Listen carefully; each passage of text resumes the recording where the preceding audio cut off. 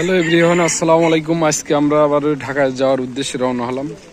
এই যে আমরা এখন চাঁদপুর লঞ্চ ঘাটে আছি। এই যে চাঁদপুর লঞ্চ ঘাট, প্রচুর পরিমাণ পানি, দেখেন কি পানি বেড়েছে।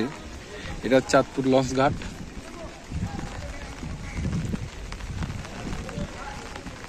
আমরা কিছুক্ষণের মধ্যেই এই যে লঞ্চ যোগে ঢাকায় যাব ইনশাল্লাহ। আপনারা দোয়া করবেন সবাই। এই যে লঞ্চ, এই লঞ্চে আমরা ঢাকায় যাব ইনশাল্লাহ। লঞ্চ ঘাট চলে আসলাম, ইমাম হাসান সব লঞ্চ ঘাট।